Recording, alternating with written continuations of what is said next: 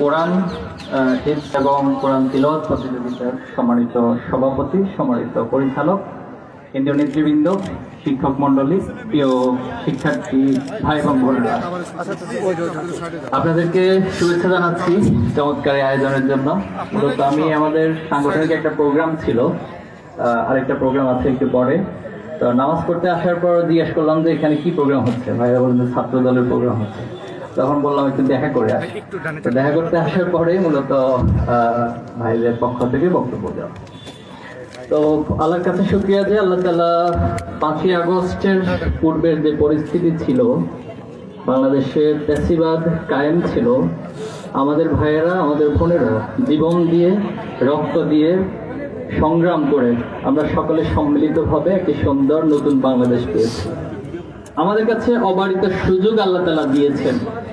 এখন এই সুযোগকে কতটুকু কাজে লাগাবো এটা ডিপেন্ড করবে শহীদদের কাতারে শামিল থাকা আমরা যারা বেঁচে আছি আমাদের উপরে।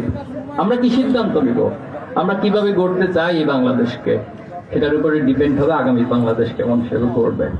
বাংলাদেশ একটি ছোট রাষ্ট্র, কিন্তু অপার সম্ভাবনা। আমরা অনেক সময় নষ্ট করেছি। আমি শহীদ প্রেসিডেন্ট জিয়াউর রহমান পার্সোনালি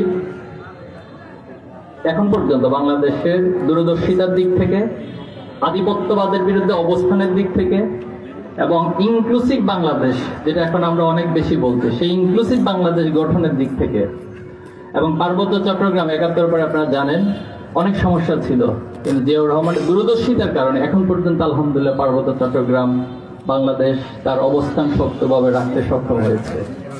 পাশাপাশি 71-এর পরে পার্শ্ববর্তী রাষ্ট্রের পরিকল্পনার মাধ্যমে ইসলামকে মুছে দেওয়ার একটা গভীরতম নীল নকশা, সেটাও মিশিয়ে দিয়েছেন শহীদ প্রেসিডেন্ট জিয়াউর রহমান।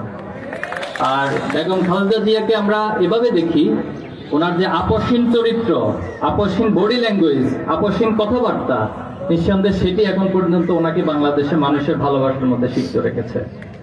আমরা চাই আগামী দিনে ছাত্র শিবির, ছাত্র দল, অপরাপর যারা এই ফ্যাসিবাদ বিরোধী আন্দোলনে ভূমিকা রেখেছে তারা ঐক্যবদ্ধভাবে বাংলাদেশকে এগিয়ে নিব। রাজনৈতিক মাঠে এক একজন আদর্শ, এক একজন চিন্তা, বক্তব্য আলাদা থাকবে, এটাই রাজনৈতিক সৌন্দর্য, এটাই বৈচিত্র্য।